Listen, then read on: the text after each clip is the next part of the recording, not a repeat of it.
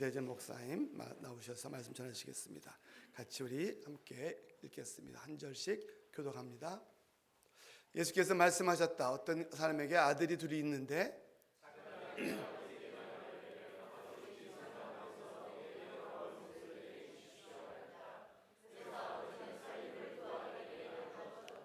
며칠 뒤에 작은 아들은 제 것을 다 챙겨서 먼 지방으로 가서 거기에서 방탕하게 살면서 그 재산을 낭비하였다.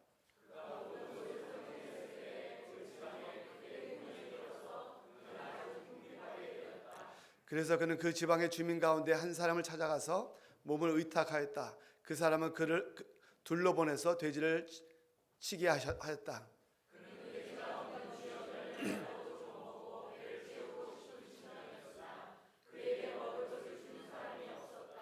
그제서 그는 제정신이 들어서 이렇게 말하였다.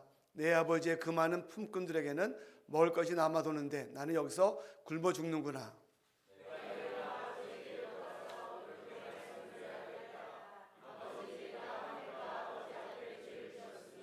나는 더 이상 아버지 아들이라고 불릴 자격이 없으니 나를 품꾼의 하나로 삼아 주십시오.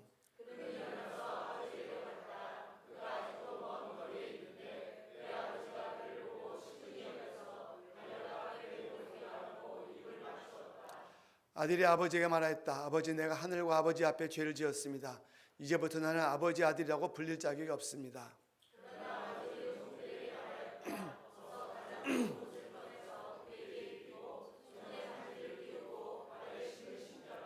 그리고 살찐 송아지를 끌어내다가 잡아라. 우리가 먹고 즐기자.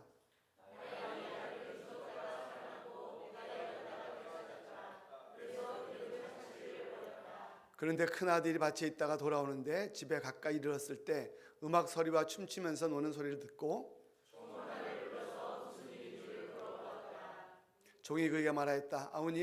아우님이 집에 돌아왔습니다. 건강한 몸으로 돌아온 것을 반겨서 주인 어른께서 살찐 송아지를 잡으셨습니다.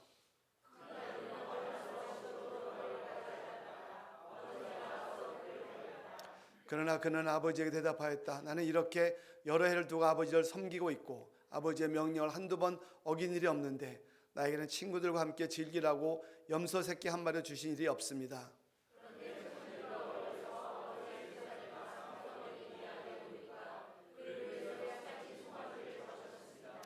아버지가 그에게 말하였다. 얘야, 너는 늘 나와 함께 있으니 내가 가진 모든 것은 다 내 것이다.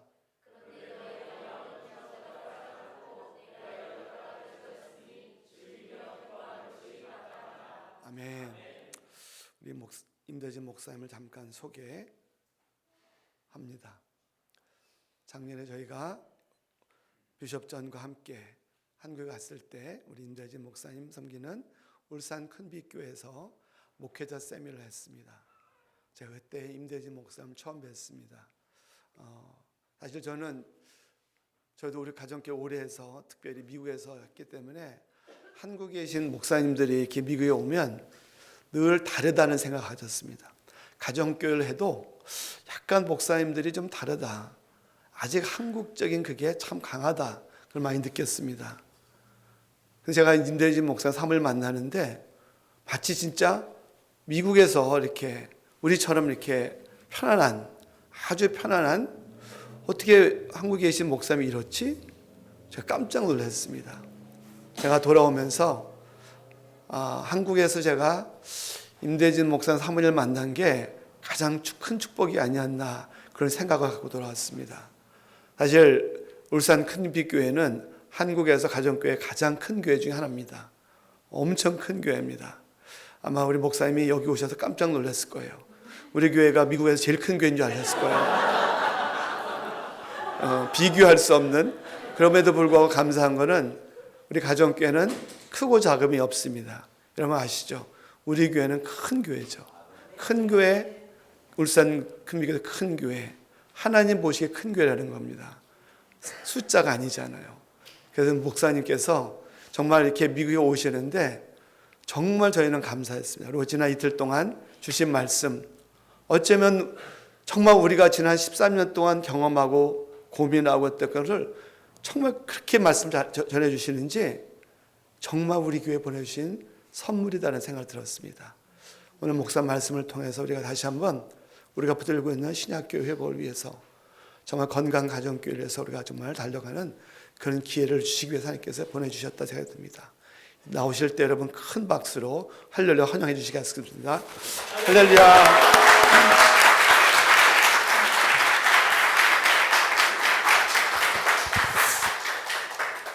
할렐루야.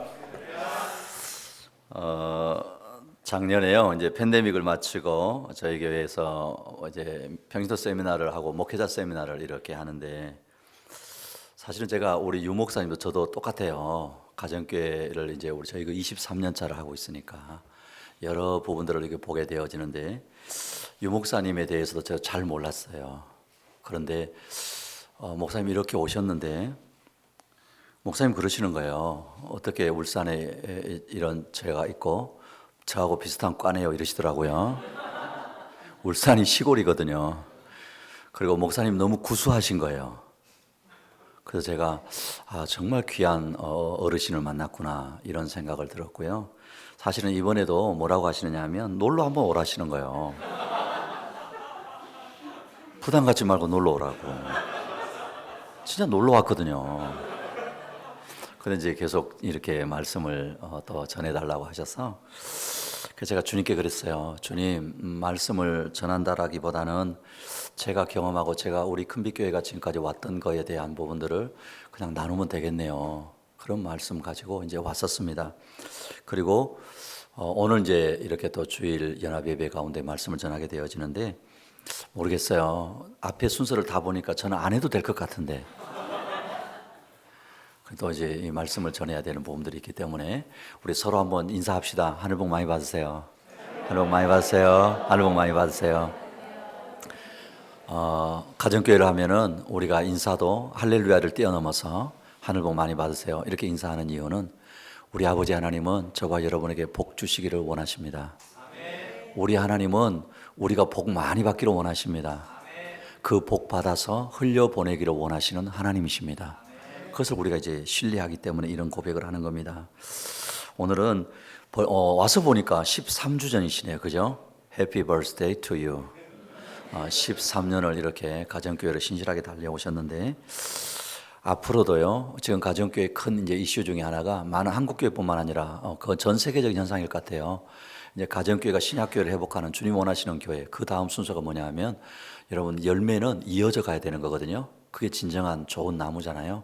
그래서 다음 세대에게 어떻게 믿음이 전수되어지는가, 그것을 보는 게 가정교회입니다. 저희 교회뿐만 아니라 가정교회는 많은 교회들에서 다음 세대가 세워져 가고 있구나, 젊은 세대가 일어나고 있구나라는 것을 보기 때문에 그렇습니다.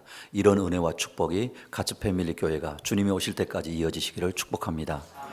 그리고 제가 오늘 와서 예배를 이렇게 잠깐 보고 있는데 어떤 마음이 들었느냐 하면, 가족이네요. 가족 맞네요. 여러분, 우리가 가족에 대한 환상을 깨야 됩니다. 가족은 완벽하기 때문에 가족이 아닙니다. 어떤 분들은 그런 환상이 있더라고요. 교회에 와서 실망했어요. 누구 때문에 실망했어요. 그러는 거예요. 여러분, 그분은 환상을 가지고 있는 거예요. 교회가 완벽할 것이다. 누군가는 완벽할 것이다. 목사님이니까 완벽할 것이다. 그거 아닙니다. 사실은 자기도 완벽하지 않습니다. 여러분, 가족이 완벽하기 때문에 있는 거 아닙니다. 부족하지만, 허물이 많지만 가족이니까 깨지 않죠? 헤어지지 않죠? 할렐루야. 그거잖아요. 그래서 저는 우리가 건강한 교회, 그리고 목장이라고 하는 부분은 그런 부분입니다. 그래서 오히려 여러분, 허물이 보이고 약함이 보였을 때, 저 허물, 연약함이 내가 덮어줘야 되는 것이구나, 내가 만져줘야 되는구나, 어떤 그런 마음들이 우리 가운데 있었으면 좋겠습니다. 그래서 오늘은 제가 마지막인데 이런 부분을 좀 말씀드리려고 해요. 하나님 아버지의 마음이라고 하는 부분인데, 사실은 이번 주제가 목사님이 저보고 주제를 이야기하라고 해가지고 이런 주제를, 사랑이 나를 부르네였거든요. 찬양의 제목이었는데, 우리가 신앙생활 한다라고 하는 의미 속에 오늘 어떤 우리 형제분이 맞다, 천국 바로 가는 게 아니었구나, 이 땅에 두신 이유가 있었구나라고 하는 부분을 공감해 주셔서 감사합니다. 정말 그렇거든요. 이제 그렇다고 한다면, 여러분, 우리가 인생도 철이 들어간다 이런 표현하잖아요. 저는 철이 들어간다라고 하는 의미 속에 한 가지는 부모의 마음을 자식이 아는 거라고 생각합니다. 동의하십니까? 그래서 보통 이러잖아요. 너도 좀 철 좀 들어봐. 아니면 너도 시집가고 장가 가봐. 꼭 같은 너 같은 누구 나와봐 뭐 이런 말 하잖아요, 그죠? 그게 어떤 마음입니까? 답답해서 그런 거죠. 그리고 또 이제 철 들어가야 된다 이런 말이 있는데 저는 신앙도 그렇다고 생각합니다. 단지 예수님을 구주로 믿고 내가 이 땅에서 나는 하나님의 자녀야, 내가 누릴 것, 내가 경험하는 것 그것으로 끝난다고 한다면 사실은 의미가 없어요. 아주 그것처럼 이기적인 게 없잖아요. 그렇죠? 내가 주님의 제자가 되어져서 내가 또 누군가를 제자로 세우는 일에 헌신한다고 한다면 그처럼 철든 하나님의 자녀가 없는 것입니다. 할렐루야. 그 중에 한 부분이 아버지의 마음을 아는 것입니다. 하나님 아버지의 마음을 내가 어떻게 알 수 있을까? 오늘 우리가 너무너무 잘 아는 부분이거든요. 아는 부분인데 그럼에도 불구하고 우리가 같이 한번 좀 이렇게 생각해 보려고 하는 부분이 있습니다. 오늘 이렇게 2부 예배에 참여하신 우리 가스 패밀리 우리 식구 여러분, 자 여러분 아버지 딱 한번 생각해 보세요. 아버지. 그러면 아버지 이러면 여러분 어떤 이미지가 딱 떠오르세요? 어떤 생각이 드세요? 아버지 나에게 있어서. 아마 나름대로 아버지 그러면 다 어떤 이미지가 있을 거예요, 그죠? 나에게 있어서 아버지는 어떤 존재인가라고 하는 것이 너무너무 중요합니다. 왜 그러냐 하면 우리 인간은요 관계 안에서 살도록 하나님이 창조하셨기 때문에 그렇습니다. 근데 그 관계의 시작도 아버지와의 관계에서 시작합니다. 그렇죠? 그러니까요 하나님께서 구약 성경을 보면 하나님이 택한 이스라엘 백성들에게 당신을 어떻게 계시하느냐 하면 아버지로 계시하십니다. 신명기 32장 6절 들어보세요. 개역 개정인데 어리석고 지혜 없는 백성아 여호와께서 이같이 보답하느냐 그는 내 아버지시여 너를 지으신 이가 아니시냐 그가 너를 만드시고 너를 세우셨도다. 그러니까 하나님이 하나님과 이스라엘의 그 관계를 주종 관계가 아니라는 거예요. 부자 관계입니다. 아버지와 자식의 관계로 표현하신다는 거예요. 여러분 믿습니까? 구약 성경에서도 하나님은 우리를 어떻게 관계로 표현하시느냐 하면 주종 관계가 아닙니다. 하나님은 주인이고 너희는 종이야 이렇게 부르시지 않았다는 거예요. 하나님은 아버지시고 아들이라고 말씀하고 있다는 거예요. 이거는 하나님의 사랑과 관심을 이야기하시는 거예요. 이 하나님 아버지는 창조주이시고 온전한 아버지시고 우리의 모든 삶의 필요를 채워주시는 아버지십니다. 끊임없이 우리 아버지 하나님은요 무궁한 사랑을 공급해 주시는 아버지시다라고 그렇게 말씀을 합니다. 이 아버지를 신약에 와서는 예수 그리스도를 통해서요 우리 하나님을 더 친밀한 아버지로 알려주세요. 그게 우리가 대표적인 게 마태복음 6장 9절에 보면 주기도문 가르쳐 주시잖아요. 그 주기도문에 이렇게 이야기합니다. 그러므로 너희는 이렇게 기도하라. 하늘에 계신 우리 그렇죠 아버지. 그럼 예수님은 기도를 가르쳐 주시면서 우리의 기도를 들으시고 응답하시는 하나님을 우리의 아버지다라고 그렇게 말씀하고 있다라는 거예요. 이거를요 이제 사도 바울은 갈라디아서에 보면 뭐라고 하는지 아세요? 그 아들의 영을 우리 마음 가운데 보내사 아빠 아버지라고 부르게 하셨느니라. 그러니까 성령이 우리 안에 오셔서 이제는 그 하나님을 아버지에서 더 뛰어넘어서 아빠 아버지 이렇게 부르라고 말씀하고 있다라는 거예요. 신앙생활이 뭐냐 하면요 이 아버지 하나님 안에서 누리는 행복입니다. 신앙생활은 뭐냐면 이 아버지 안에서 누리는 평안함입니다. 이 아버지 안에서 누리는 기쁨이고 이 아버지 안에서 누리는 풍성한 삶입니다. 자 그런데 사실은 우리 조상 아담이 범죄하고 난 다음에는요 이 아버지 하나님과의 관계가 깨진 겁니다. 그죠? 관계가 깨어졌어요. 그럼 이 깨어진 존재로 우리가 육신의 아버지를 딱 만난다는 거예요. 그러니까 어쩔 수 없이 이 하나님 아버지와의 관계가 깨어진 상태에서 육신의 아버지를 딱 만난 다음에 우리 안에 왜곡된 아버지가 딱 있다는 겁니다. 이거는요 어느 누구나 틀림없습니다. 그래서 어떤 분들은요 아버지 딱 이랬는데 아버지라는 단어가 고통스러운 분들도 있더라고요. 아버지 그런데 고통스러운 겁니다. 너무 무능한 아버지로 인해서 당하는 고통당했던 분들. 그래서 아버지의 존재가 부끄러운 분들도 있더라고요. 또 심지어는요 있으나 마나한 아버지, 나에게 아무것도 해주지 못한 무능력한 아버지에 대한 기억들. 그래서 힘들어하는 분들이 있더라고요. 때로는 어떤 부분이냐면요 아버지 이러면 늘 지적질했던 아버지, 칭찬에 인색한 아버지. 그래서 이제 어떤 우리 교회 자매님은요 이렇게 이야기하더라고요. 학교에서 90점 맞아왔대요. 잘한 겁니까? 못한 겁니까? 잘했다고 하시는 게 정상입니다. 근데 아버지에게 딱 그 점수를 보여줬는데 아버지가 10점 더 맞았으면 100점이겠네 이러더라는 거예요. 그리고 어떤 부분이냐면 칭찬에 아주 인색한 아버지인 겁니다. 그래서 그런 아버지로 인해서 고통스러워하는 분들이 있습니다. 애정어린 눈빛이 아니라 불만 가득하고 잘못을 잡아내서 트집 잡으려고 하는 무서운 아버지. 그리고 늘 입에는 비난하고 정죄하는 아버지. 그래서 아버지를 딱 생각하는데 오히려 어떤 부분이냐면 가슴이 막 두근거리고 불안해하는 분들도 있더라는 거예요. 물질에서라든가 애정에서라든가 너무나 인색한 아버지. 그래서 상처를 가지고 있는 분들이 있더라고요. 심지어는요 폭력, 그래서 공포심. 그래서 그 어떤 분은요, 우리 교회 장로님 중에 한 분은 그런 분 있어요. 평생을 아버지를 안 불러본 분도 있어요. 정말로요. 아버지를 안 불러봤고요. 그리고 어떤 마음이냐면 언젠가는 보복해야지 이런 마음. 그래서 학교 다닐 때 일부러 반항했다는 거예요. 뭐 하려고요? 보복한다는 그런 마음으로. 그런 아버지를 그리고 있던 분들도 있습니다. 그러니까 아버지라고 하는 단어를 딱 떠올리는 순간 모든 평안이 산산이 굳어지고 깨어집니다. 긴장되고 초조해지고 두려움에 쌓이고 공포감이 생기고 심지어는 보복감, 기억하기 싫은 어떤 분노가 생기는 그런 분들도 있습니다.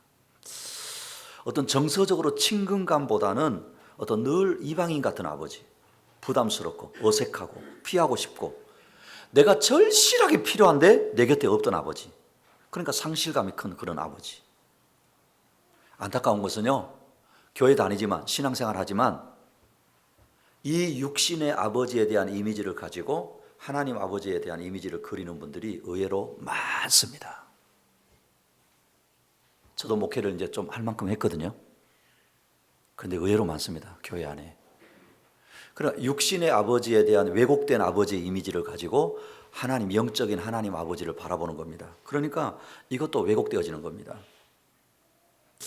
그래서 많은 분들이 신앙생활에 대해서 정말 우리가 예수 그리스도를 통해서 하나님과 이렇게 관계가 딱 바르게 정립되어지지 않으면 신앙생활이요, 열심은 있는데 잘못된 방향으로 갈 수밖에 없어요.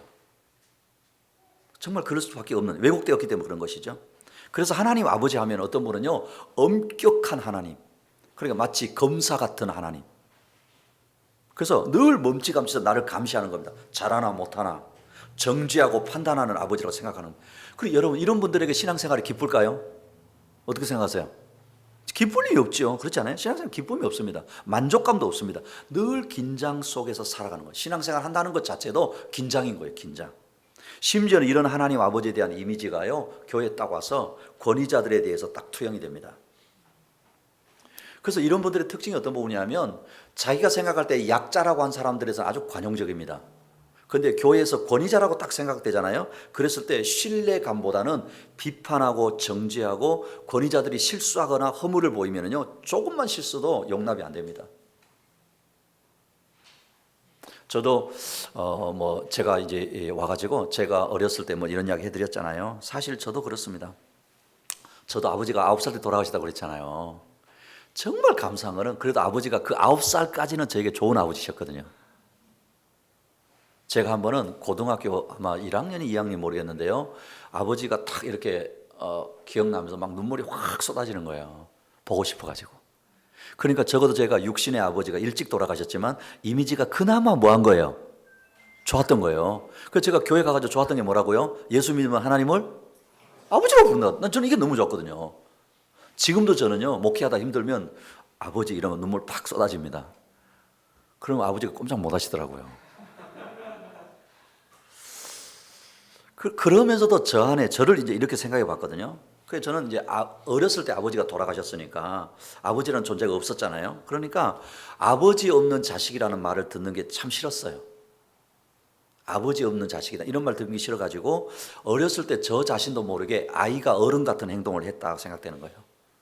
그래서 저는 지금도요, 어른들하고는 잘 지냅니다. 착한 아이라는 말을 들으려고 했던 게 저 안에 있었던 것 같아요. 어른들이 좋아하는 행동을 하려고 했던 그런 어떤 부분을. 그런데 이게 사실은 저의 인생에 눈치를 또 많이 보게 했던 어떤 한 부분이 아닌가, 이런 부분인 겁니다.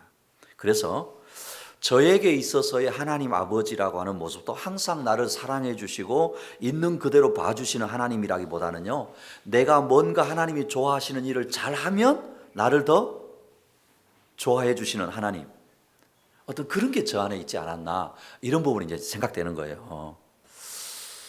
그래서요, 이런 하나님의 이미지는 결코 성경이 우리에게 말씀하시는 하나님이 아니라는 겁니다. 그래서 우리는 말씀을 통해서 하나님이 어떤 분이라고 하시는지를 분명하게 알고 신뢰할 때 우리의 신앙생활이 달라지는 것입니다. 흔히 우리는 하나님의 말씀에 순종해야 됩니다, 이런 말 많이 하잖아요. 근데 사실 한번 생각해 봅시다. 하나님 말씀에 순종해야 됩니다라고 말하는데 그거를 나를 위한 것이라고 생각하지 않는 경향이 있습니다. 아유, 하나님이 또 나에게 이런 걸 요구하시네, 나를 구속한다고 생각합니다. 다시 말하면 하나님의 말씀에 순종하는 것이 나를 얽어매는 것이라고 생각하는 경향이 있는 거예요. 우리 같이 패밀리 식구들은 그런 분이 별로 없을 것 같습니다만은, 여하튼 그런 거예요. 심지어는요, 신앙생활도 하나님을 위해서 한다고 생각하는 거예요. 아니면은 부모나 배우자를 위해서 해준다고 생각하는 분들이 있죠. 그죠? 가끔 우리 교회에 그런 분 있거든요. 목사님, 저는 가족의 평화를 위해서 교회에 옵니다, 이런 분들이 있거든요. 그러니까 전형적인 거예요. 이런 분들은 어떤 생각이냐면 신앙생활 한다는 의미가 배우자를 위해서, 누군가를 위해서 자기가 해준다고 생각하는 거예요. 이런 것들이 모두 다가 하나님에 대한 생각이 잘못되었기 때문에 그런 거죠. 예를 들어서 우리가 그러잖아요. 자식들에게 부모들이 길 조심해, 양치질 했어? 누구를 위해서 묻는 거죠? 누구를 위해서요? 그런 거 아니에요? 그런 거예요. 그렇잖아요. 마찬가지 우리 하나님께서도 우리에게 이렇게 해라 저렇게 해라라고 하는 것도 하나님을 위해서가 아니라 우리 자신을 위해서라는 거예요. 죄를 지으면 관계가 깨어지고, 관계가 깨어지면 다른 사람들과 관계가 깨어지고, 결과적으로 자신도 망치게 되어지니까 하나님이 죄 짓지 말아라, 그렇게 이제 말씀하신 거 아닙니까? 그런데 오늘 이제 대표적인 우리가 너무 잘 아는 탕자의 비유잖아요. 탕자의 비유인데 사실은 하나님 아버지에 대해서 잘못된 이미지를 가지고 있는 두 아들을 이야기하는 겁니다. 공교롭게도 어떻게 생각하면요, 사실 둘째 아들 있잖아요. 둘째 아들은 우리가 잘 아는 VIP일지도 모르겠어요. 교회 밖에 있는 사람. 그럼 더 문제는 뭡니까? 안에 있는 큰아들입니다. 사실은 이 큰아들도 탕자입니다. 어떤 의미일까라고 하는 것을 우리가 한번 생각해 봤으면 좋겠는데요. 먼저 그렇습니다. 오늘 여기 사실 이 탕자의 비유는 15장 1절 2절을 배경으로 나오는 예수님의 비유입니다. 1절 2절 한번 들어보세요. 모든 세리와 죄인들이 말씀을 들으러 가까이 나오니 바리새인과 서기관들이 수군거려 이르되 이 사람이 죄인을 영접하고 음식을 같이 먹는다 하더라. 왜 예수님이 이 비유를 들으셨는가 하면 당시 바리새인들과 서기관들입니다. 바리새인과 서기관들이 자기들이 죄인이라고 간주했던 그 사람들, 세리와 서기관들, 그러니까 세리들, 이런 사람들 있잖아요. 이런 사람들이 예수님이 같이 늘 어울리는 겁니다. 상종하는 겁니다. 예수님이 늘 교제하는 겁니다. 이들에게 천국 복음을 전하는 거예요. 그러니까 이 바리새인들과 서기관들 입장에 이게 불편한 겁니다. 예수님이 죄인들과 함께 지내는 모습을 자기들이 보니까 이게 불편한 거예요. 그때 예수님이 이들에 대한 비유로 말씀하시는 부분이거든요. 바리새인과 서기관들의 생각이 잘못되었다라는 걸 말씀하시면서 왜 예수님이 죄인들과 먹고 마시고 천국 복음을 전하는지 설명해 주고 있다라는 거예요. 특히 오늘 여기 이제 두 아들을, 그 관계를 통해서 이 두 아들을 대하는 아버지의 모습이 바로 우리 아버지 하나님의 모습이라는 거예요. 자, 그러면 사실 이 탕자의 비유의 주인공이 탕자가 아니라는 거 아시죠? 그죠? 주인공이 누구예요? 우리 아버지 있어요. 아버지가 주인공입니다. 아버지가 주인공. 그리고요, 아버지의 사랑과 마음을 전혀 헤아리지 않는 이 무리한 행동을 하는 집 나간 아들이나 아버지 곁에 있었던 이 아들이나 전혀 아버지의 마음에 대해서는 관심도 없고 자기중심적인 행동하는 이 집안에 있는 아들들을 통해서 사실은 우리를 보게 하는 것입니다. 우리를 보게 하고 있다는 것이죠. 그럼 먼저 우리 둘째 아들 한 모습 볼까요? 12절에 보시면 작은 아들이 아버지에게 말하기를 아버지 재산 가운데서 내게 돌아올 몫을 내게 주십시오 하였다. 그래서 아버지는 살림을 두 아들에게 나누어 주었다 그랬잖아요. 둘째 아들 보십시오. 아버지가 아직 살아 계시는데 재산을 상속해 달라고 말하는 거죠. 그죠? 근데 여러분, 이게 얼마나 무례한 말인 줄 아시죠? 상속은 언제 주는 거예요? 그렇죠? 아버지가 돌아가시고 오면서 이제 주는 거 아니에요? 그렇죠? 사실 이 당시 문화도 아주 무리한 모습이거든요. 마치 아버지 빨리 죽기를 바라는 마음하고 똑같은 겁니다. 그런 말과 똑같은 거예요. 이 둘째 아들에게 중요한 것은 아버지와의 관계가 아닙니다. 자신에게 돌아갈 소유에만 관심이 있는 거예요. 그렇죠? 자기의 돌아갈 소유. 사실 여러분 생각해 보시면요, 이 아들이 요구하고 있는 분깃이 원래 자기 건가요? 아니잖아요. 아버지와의 관계 때문에 주어지는 것이죠. 맞죠? 아버지와의 관계 때문에, 내가 아버지 아들이라는 관계 때문에 주어지는 것이지 원래 자기 게 아닙니다. 상속할 때 재산이라는 것이, 그죠? 근데 그게 이 아들이 지금 잘못된 그 생각을 하고 있는 겁니다. 이게 바로 하나님을 떠난 인간의 모습입니다. 우리의 모습도 이와 같습니다. 사실 이제는 저와 여러분은 이미 예수님을 믿고 하나님을 아버지라고 부르고 있기 때문에 그런 것이지만은요, 여러분 솔직히 예수님 몰랐을 때 어떻습니까? 내가 누리고 내가 경험하고 내가 가지고 있는 모든 게 다 누구 거라고 생각했죠? 내 거라고 생각했잖아요. 맞지요? 그러나 이제는 아실 겁니다. 이 모든 것의 주인 누구시죠? 맞습니까? 나에게 주어진 모든 것이 하나님으로부터 말미암았음을 인정하십니까? 그게 우리의 믿음이지 않습니까? 그러나 그전에는 그렇지 않았다는 거예요. 그래서 오히려 이제 지금 이 둘째 아들의 모습을 보게 되어지면요, 나를 사랑하시는 아버지 하나님이 나와의 관계에서 허락한 것인데 그 관계보다 그 결과로 주어지는 소유에 더 관심이 많았다는 거예요. 이 둘째 아들의 모습이 이렇습니다. 그러니까 아버지와의 관계보다 돈이 더 중요한 거예요. 돈을 쫓아가서 사는 거죠. 결국은 세상에 나가서 허랑방탕하게 삽니다. 그죠? 아버지보다 세상을 더 사랑한 겁니다. 이게 과거의 우리 모습이고 지금 세상을 살아가는 교회 밖에 있는 사람들의 모습인 것 같습니다. 그럼에도 불구하고 저와 여러분은 우리 아버지 하나님보다 이 세상을 더 사랑하지 않는 분들이 되시기를 축복합니다. 축복합니다. 자, 그럼 13절에 보시면 며칠 뒤에 작은 아들은 제 것을 다 챙겨서 먼 지방으로 가서 거기서 방탕하게 살면서 그 재산을 낭비하였다 그랬어요. 제 것을 챙겨서 먼 지방으로 갔고, 여기 이 표현 속에는 뭐가 있냐면 단단한 결심하고 간 겁니다. 이 아들이 어떤 부분이냐면 이제 아버지로부터 한몫 챙겼잖아요. 그러니까 자기 나름대로는 모든 계획을 세웠고 한번 어떻게 해보려고 간 겁니다. 단단한 결심하고 간 겁니다. 모든 것을 집중해서 했다는 거예요. 문제는 좋아진 게 아닙니다. 점점 더 심각해져 갔습니다. 그리고 가지고 간 재산을 다 허비하기 시작했고, 얼마 동안 이 돈으로 먹고 마시면서 육신의 쾌락을 쫓아 살지는 몰랐지만 재산이 다 떨어지면서 비참해질 것에 대한 계산을 하지 않았다는 거예요. 여러분 주변에 이런 분들 있지요? 여러분 얼마나 착하지, 그죠? 돈 한 푼, 내가 이렇게 했어. 그 계산은 잘하는데 이게 자기한테서 떠날 것을 계산하지 못하고 사는 분들이 얼마나 많은지 모릅니다. 14절에 보시면 그가 모든 것을 탕진했을 때 그 지방에 크게 흉년이 들어서 그는 아주 궁핍하게 되었다, 이렇게 말씀합니다. 아버지로부터 받았던 거 다 탕진합니다. 크게 흉년이 들었습니다. 궁핍해졌습니다. 아버지 집에 있었다고 한다면 궁핍하지 않았을 것인데 궁핍함을 느끼기 시작한 겁니다. 나중에는 이제는 먹을 게 없었으니까 어디 갔다고요? 그렇죠? 백성 중에 이제 붙여서 살다가 그것도 안 돼가지고 돼지를 치는 곳에 갔습니다. 얼마나 배가 고팠으면 돼지 쥐염 열매를 먹는 처지가 됐다고 그렇게 이야기했잖아요. 사실 여러분, 이게 유대인들 입장에서는 어떤 상황인 줄 아세요? 유대인들이 가장 천하게 여기고 천박스럽게 여겼던 직업이 이런 직업입니다. 그런데 그 자리까지 떨어진 겁니다.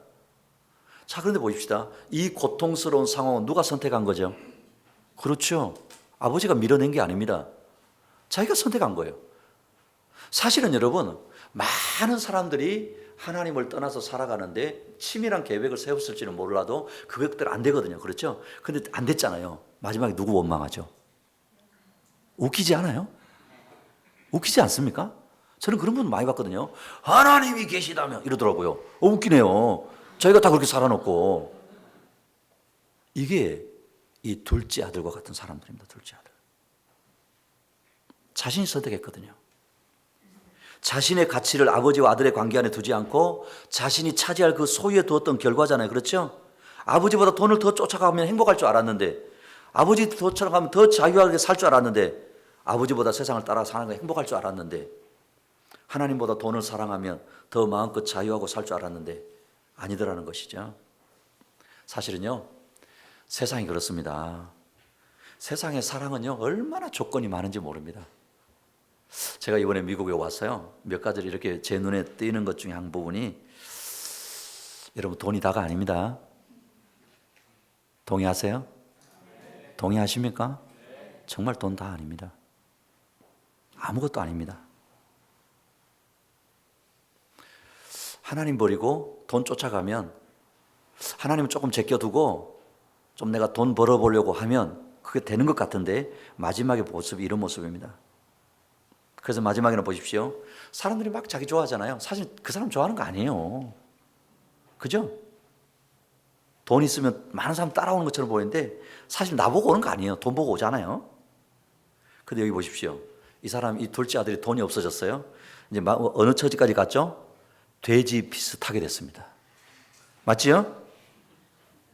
근데 나중에 여기서 살지 못했어요. 돈 없으면 돼지도 반겨주지 않아요. 세상이 그렇습니다. 세상이 그렇습니다. 세상이. 그래서요, 둘째 아들이 선택한 거, 여러분 이게 잘한 건가요? 잘한 겁니까? 결과가 말해주잖아요. 결과가. 그 결과는 비참함입니다. 사실은 이게 하나님의 떠난 인생의 모습입니다. 사랑하는 우리 가츠 패밀리 식구 여러분, 세상을 부러워하지 않으시기를 축복합니다. 세상에 돈 있고 빽 있고 뭔가 있는 것처럼 보이는, 그런데 예수 그리스도가 없는 사람들, 일도 부럽지 않으시기를 축복합니다. 정말 그렇습니다. 그런데 참 감사한 것은 이 둘째 아들에게 희망이 있습니다. 희망이. 17절 보시면요, 그제서야 그는 제정신이 들어서 이렇게 말하였다. 내 아버지의 그 많은 품꾼들에게는 먹을 것이 남아도 오는데 나는 여기서 굶어 죽는구나. 내가 일어나 아버지에게 돌아가서 이렇게 말씀드려야겠다. 아버지, 내가 하늘과 아버지 앞에 죄를 지었습니다. 무슨 말인지 아세요? 여기 보니까 제정신이 들었다 그랬거든요. 사실은 하나님을 떠난 사람들은 제정신 아니에요. 맞지요? 맞지요? 제정신 아닙니다. 그러니까 언젠가 정신이 들어야 되는 거예요. 제정신이 들어서라는 말은요, 지금까지 정신없이 살았다는 거예요. 사실 원어로 보면은요, 그가 자신에게로 돌아와, 이런 표현이거든요. 그러니까 모든 것을 다 잃고 나서야 아버지의 집이 가장 안전하고 풍요롭다는 것을 이제 깨달았다는 거예요. 모든 것을 잃고 나서 비로소 자신을 돌아볼 수 있게 됐다는 거예요. 아버지와의 관계보다 세상을 사랑하고 돈을 사랑했던 결과가 얼마나 비참했는지를 인식했다는 거예요. 이것이 회개의 시작입니다. 자신의 비참함을 알고 내바 아버지의 집에 품꾼이 차라리 낫겠구나. 그리고 보십시오. 나는 여기서 굶어 죽는구나. 내가 일어나 아버지에게로 돌아가서 이렇게 말씀드려야겠다. 아버지, 내가 하늘과 아버지 앞에 죄를 지었습니다. 독백으로 하는 것이지만요, 자기 죄를 고백하는 겁니다. 이게 회개입니다. 이 고백 속에는 세상을 사랑하고 돈을 쫓아갔던 살았던 자기의 삶, 아버지의 품꾼의 하나로 관계를 돌이키기를 원하는 그런 마음을 가지고 있잖아요. 그래서 이제는 아버지가 어떤 분이시고 아버지 품 안에 있는 것이 행복이라는 것을 알게 되면서 아버지께로 돌아갈 결심을 하는 거예요. 자신이 얼마나 큰 죄를 지었고 아버지께로 돌아가길 길만이 살 길이라는 걸 알게 되는 거죠. 때로는 안타깝지만 자신의 삶에서 어떤 상실의 아픔을 겪고 고난이 이렇게 닥치더라도요, 이것이 나를 아버지의 집으로 돌아가게 하는 표지라고 한다면 은혜인 것입니다. 은혜인 것입니다. 가끔 그런 분들 있잖아요. 안타깝지만 모든 것을 다 잃었을 때, 아, 맞네, 내가 아버지께로 가야 되는구나, 아버지가 나를 부르는 사인이구나, 그렇게 오는 분들이 있거든요. 저희 교회도 울산이 독특한 지역입니다. 전국에서 모이거든요. 그래서 목자 지금 하고 계시는 분들 가운데 바닥 친 분들 몇 있습니다. 지금 이야기하면 내가 다 이야기할 수 있어요. 진짜 바닥까지 다 쳐가지고 울산에 밀려온 거예요. 일거리를 찾아서. 근데 이분들이요, 예수 그리스도 안에서 다시 아버지께 돌아와고요, 그리고 아버지와의 관계가 회복되고요, 이분들이 점점 회복되어지는데 그 이전의 삶과는 완전히 다릅니다. 할렐루야. 그런 이게 은혜지요. 무례한 둘째 아들이지만 자신의 잘못을 뉘우치고 아버지 집으로 향하는 그 모습이 여러분 얼마나 귀합니까? 이것을 성경은 은혜라고 말씀하고 있다는 것이죠. 자, 그런데 보십시오. 20절에 보면 이제 아버지께로 돌아옵니다. 그는 일어나서 아버지께로 갔다. 그가 아직도 먼 거리에 있는데 그의 아버지가 그를 보고 측은히 여기서 달려가 그의 목을 껴안고 입을 맞추었다. 자, 이제 아버지 모습이 나옵니다. 이 무례한 아들이 아버지가 죽지도 않았는데 유산을 달라고 하고 모두 가지고 다른 나라 가서 다 허비하고 모든 것을 잃고 아버지께 돌아옵니다. 이 아들에 대한 아버지 모습을 한번 잘 생각해 봅시다. 솔직히 여기 아버지들 계시니까 내 아들이 그랬다고 생각하시면 여러분 어떻게 대하실래요? 꽃이다. 아마 분명히 그럴 분도 있을 거예요. 그죠? 그럴 분 있을 겁니다. 그런데 보세요. 아직도 먼 거리에 있는데 그의 아버지가 그를 보고 측은히 여겨 달려가 그의 목을 껴안고 입을 맞추었다는 거거든요. 여러분 이거는요 원어적인 의미로 이런 거예요. 아버지는 이 둘째 아들이 집을 나갈 때부터 여전히 아들을 기다리고 있었다는 거예요. 빨리 마치라는 사인인데 죄송해요. 일단 다 해서. 그러니까 아버지는 어떤 마음이냐면 이 둘째 아들이 사실은 무례하거든요. 그죠? 근데 이 아들이 나갈 때부터 아버지는 여전히 그 아들을 기다리고 계셨다는 거예요. 아들이 집으로 들어왔을 때 보십시오. 기다린 것뿐만 아니에요. 그를 맞으러 급히 달려가 목을 안고 입 맞추고 환영했다는 거죠. 사실은 이 아버지의 사랑은 이해가 되지 않는 거예요. 여러분 이해되세요?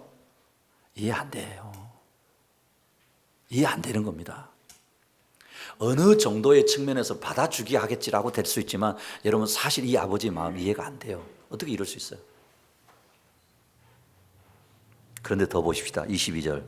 그러나 아버지는 종들에게 말하였다. 어서 가장 좋은 옷을 꺼내서 그에게 입히고 손에 반지를 끼우고 발에 신을 신겨라. 그리고 살찐 송아지를 끌어내다 잡아라. 우리가 먹고 즐기자. 더 이해가 안 되는 지금 행동을 하세요. 아버지가. 이 아들이 자신의 잘못을 뉘우치고 아버지에게 이제는 아버지 아들로 자격이 없습니다. 아버지 집에 품꾼을 써주십시오라고 말하는데 제일 좋은 옷을 내어다 입히고 손에 가락지를 끼우고 발에 신을 신기고 살찐 송아지를 잡아 잔치를 벌였다는 거거든요. 여기 좋은 옷, 가라지, 신을 신긴다는 것은 그 당시 신분을 확인시키는 겁니다. 신분입니다. 무슨 옷을 입고 있나. 이게 신분이거든요. 그런데 아버지는 어떻게 이야기하느냐면요. 이 둘째 아들은 사실은 아버지와 아들과의 관계보다 세상 좋아서 갔잖아요. 돈이 좋아서 갔잖아요. 그렇죠? 그래 갔던 아들입니다. 아버지와의 관계도 심지어는 끊고 가려고 했던 아들이거든요. 그런데 아버지는 어떻게 합니까? 그 아들의 지위를, 신분을 회복시켜 줍니다. 아들을 회복시켜 주시는 거예요. 큰 잔치를 열어서 잃어버린 아들을 찾은 기쁨을 지금 보여주고 계시는 겁니다. 여러분 이해되세요? 이 아버지가 이해되세요? 저는 솔직히 이해 안 됩니다. 이 아버지의 사랑이 바로 저와 여러분을 향한 우리 하나님 아버지의 사랑입니다. 무례하고 방탕한 아들을 향한 사랑이거든요. 사실 이런 사랑은 세상에 없어요. 없습니다. 사실 이럴 수 있지 않겠어요? 들어오면 받아주는 주겠죠? 어디 앞에 앉아 저 뒤에 가? 구석에 가 있어. 그러지 않겠어요? 몰매를 맞아도 싸다고 하지 않겠어요? 세상은 그렇습니다. 그런데요, 우리 아버지 하나님은 도에 넘칠 정도로, 과할 정도로 관대하세요. 정말 관대하세요. 그래서 저와 여러분이 있는 것입니다. 할렐루야. 그런데 자 봅시다. 두 번째 아들이에요. 두 번째. 큰아들이에요. 큰아들의 모습을 우리가 좀 집중했으면 좋겠습니다. 왜 그런가 하면 사실 오늘 이 자리에는 둘째는 별로 없으신 것 같아요. 제가 보니까. 과거에는 경력이 그랬을 것 같아요. 그죠? 그런데 이제는 우리가 이제 봅시다. 여기 보시면 큰아들이거든요. 큰아들. 25절에 보시면 그런데 큰아들이 밭에 있다가 돌아오는데 집에 가까이 이르렀을 때 음악 소리와 춤추면서 노는 소리를 듣고 종 하나를 불러서 무슨 일인지를 물어보았다. 종이 그에게 말했다. 아우님이 집에 돌아왔습니다. 건강한 몸으로 돌아온 것을 반겨서 주인 어른께서 살찐 송아지를 잡으셨습니다. 그 다음 보세요. 큰아들은 화가 나서 집으로 들어가려고 하지 않았다. 아버지가 나와서 그를 달랬다 그랬죠. 여러분 이게 뭔지 아세요? 맏아들이 밭에서 일하고 돌아오는데 지금 집 앞에 막 풍악이 울리는 겁니다. 왜 울리고 있죠? 돌아온 둘째 아들 때문에 잔치를 열고 있잖아요. 그죠? 기뻐하고 있는 잔치입니다. 그런 거예요. 근데 이 맏아들은요, 이 말을 듣고 뭐 했다고요? 반응이 뭐죠? 그렇죠. 화를 냈다 그랬어요. 사실은 화를 낸 것만 아니에요. 집으로 들어오려고 하지 않았어요.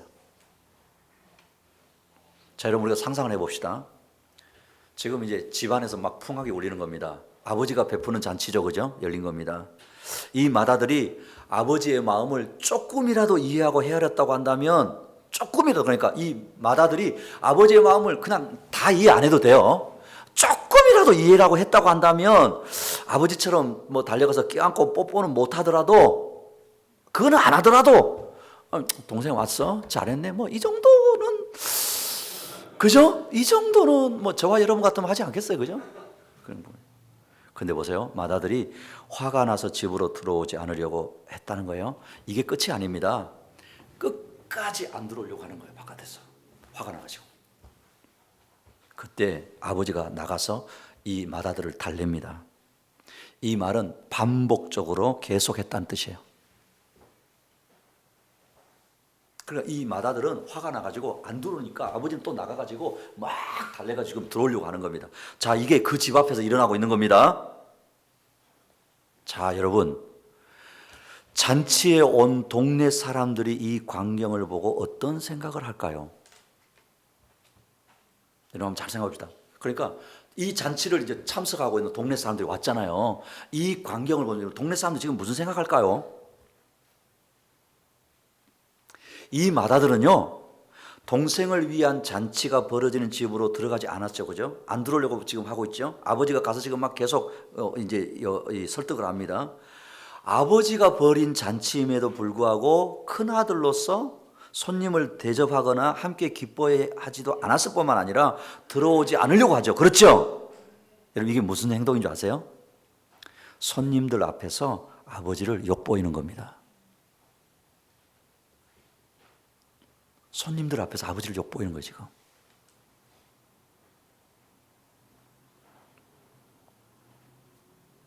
자, 그러면서 하는 말이 뭔지 아세요? 그러나 그는 아버지에게 대답하였다. 나는 이렇게 여러 해를 두고 아버지를 섬기고 있고 아버지의 명령을 한 번도 어긴 일이 없는데 나에게는 친구들과 함께 즐기라고 염소 새끼 한 마리도 주신 일이 없습니다. 그런데 창녀들과 어울려서 아버지의 재산을 다 삼켜버린 이 아들이 오니 그를 위해서는 살찐 송아지를 잡으셨습니다. 자, 여러분 보십시오. 그 사람이 하는 말이 결국은 그 사람입니다. 동의하십니까? 내가 무슨 말 하느냐가 나예요. 맞지요? 그런데 보세요. 아버지의 간곡한 설득에도 불구하고 이 맏아들이 하는 말은 불평입니다. 불평이죠, 그죠? 그런데 이 맏아들이 하는 말 가운데요, 사실은요, 원어적으로 또 보면은 아들이라고 하는 사진 표현인데 당신의 아들 이랬거든요. 무슨 말인지 아세요? 이 돌아온 아들을 자기 동생이나 가족 관계로 생각하지 않는 겁니다. 그러니까 이 큰아들 입장에서 둘째가 자기 가족으로 생각이 안 되는 거예요. 심지어 아버지와의 자기와의 관계를 뭐라고요? 명령하신 것을 내가 이렇게 표현했죠. 주종 관계로 보고 있는 거예요.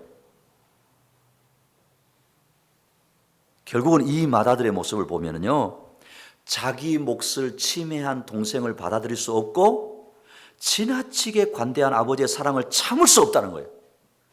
결국 아버지의 위신이나 돌아온 동생보다 더 중요한 거는 자신의 소유고 자기 몫이라는 거예요. 그게 무슨 말인지 아세요? 둘째나 큰아들이나 둘이 똑같다는 거예요. 단지 안에 있을 뿐입니다.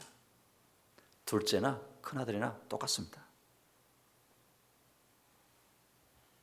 그러니 결국은요, 이 맏아들도 결국은 집안에 아버지 곁에 있었지만 무례한 아들입니다.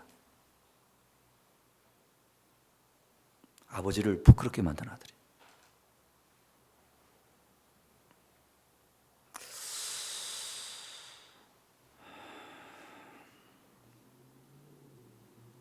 그런데요, 예수님 왜 이 비유를 우리에게 하셨을까요? 자, 오늘 본문 31절 32절입니다. 아버지가 그에게 말하였다. 얘야, 너는 늘 나와 함께 있으니 내가 가진 모든 것은 다 내 것이다. 그런데 너의 이 아우는 죽었다가 살아났고 내가 잃었다가 되찾았으니 즐기며 기뻐하는 것이 마땅하다. 특별히 아마 이제 우리는 둘째 아들은 안 계시죠? 거의 안 계실 거예요, 그죠? 혹여라도 우리 마음 가운데 맏아들 같은 마음이 있다고 한다면 한번 우리가 생각해 볼 부분을 지금 말씀하시는 겁니다. 아버지가 하시는 말씀이 중요합니다. 얘야, 너는 늘 나와 뭐 하고 있다고요? 함께 있으니 내가 가진 모든 것이 다 네 거야. 다 네 거다. 이렇게 말씀하죠. 그랬죠? 아버지와 함께 있으면서도 아버지께 감사하지 않고 불평 속에 살고 있고 회개하고 돌아온 동생을 위해서 잔치를 베푸고 기뻐하는 싫어하는 마다들을 보고 너희 아우는 죽었다가 살아났고 내가 잃었다가 되찾았으니 즐기고 기뻐하는 마땅하다고 하신 말씀이 하시면서 지금 나한테 있는 건 너 네 거 다야 라고 말씀하신 하나님 아버지의 마음이거든요. 그러면요, 우리 아버지 하나님이 가장 기뻐하는 일이 뭐냐 말이에요. 우리 아버지 하나님 가장 기뻐하는 거, 아버지와 아들이라는 관계보다 아버지보다 세상을 돈을 더 사랑하는 아들, 그죠? 형과 동생 가족의 관계보다 더 자신의 의로움으로 무리한 이 아들, 그래서 집 안으로 들어오지 않고 버티는 이 아들을 위해서도 아버지는 사실은 아버지가 수치를 무릅쓰셨거든요. 사실 우리가 생각하는 너무 지나치게 관대한 사랑을 베푸신 아버지잖아요. 그렇죠? 그 아버지시거든요. 그러면서 하나님이 말씀하시는 것은 죄인이 회개하고 하나님께 돌아오는 일을 가장 기뻐하신다는 거예요. 할렐루야. 저는 우리 가스패밀리 교회가 영혼 구원하여 제사 삼읍시다라고 하는 이 말이 구호로 그치지 않는 교회이기를 축복합니다. 그래서 오늘 감사 속에 세례식이 있었습니다. 이런 고백하더라고요. 아우, 멋지네요. 둘째 아들들이 언제든지 올 수 있는 교회가 되기를 축복합니다. 언제든지 어떤 상태에 있든지 가스패밀리 교회에는 둘째 아들들이 넘치기를 축복합니다. 그게 우리 아버지 하나님 마음입니다. 사실은 예수님이 이 땅에 오신 목적도 잃어버린 자를 구원하기 위해서 오셨다고 그랬으니까요. 예수님이 오셨다라고 하는 이 의미도요, 이 아버지 하나님의 마음 때문에 우리가 사실은 이 자리에 있지 않습니까? 그리고 더 나아가서요, 예수 그리스도 안에 있다고 하는 의미가 어떤 의미냐면, 이제는 여러분, 하나님을 아버지로 고백하고 이 관계 안에 있다고 한다면 우리 아버지 안에 있는 풍성함과 부요함과 기쁨과 자유와 행복이 우리의 것인 거예요. 지금 여기서 누리시기를 축복합니다. 지금 자신의 삶 속에 누리시기를 축복합니다. 이걸 누려야 되는 거예요.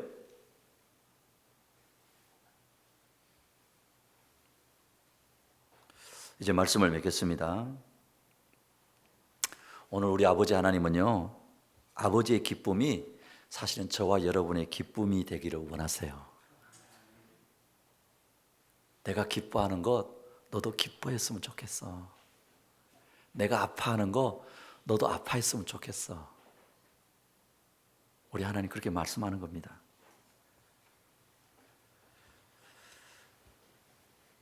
또한 우리가 아버지의 기쁨을 구하는 아들이면은요, 아버지께서 기뻐하시면서 너는 항상 나와 함께 있고 내 것이 다 네 거야, 이렇게 말씀하시는 것입니다.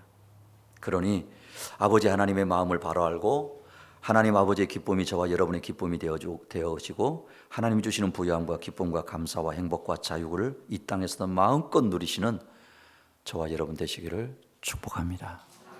기도하십시다. 이 시간에 우리가 한번 하나님 앞에 어떠셨어요? 사실은 나는 이 두 아들이 아닐 수도 있어요. 그죠? 그러나 혹시라도 내 마음 속에 어떤 아들의 모습이 더 있는 것처럼 보입니까? 하나님, 나에게 하나님 아버지의 마음을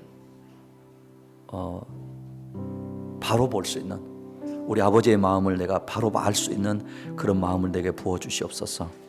아버지의 기쁨이 저의 기쁨이 되게 하여 주시옵소서. 아버지의 아픔이 나의 아픔이 되어지게 하여 주시옵소서. 그리하여서 둘째 아들이 돌아왔을 때 함께 기뻐할 수 있는 아들, 그리고 지금 여기에서 아버지의 것이 내 것인 것을 누리며 살아갈 수 있는 그런 아들로 하나님 살아가게 하여 주시옵소서. 우리 같이 한번 통성으로 기도하며 나가겠습니다. 아버지 하나님,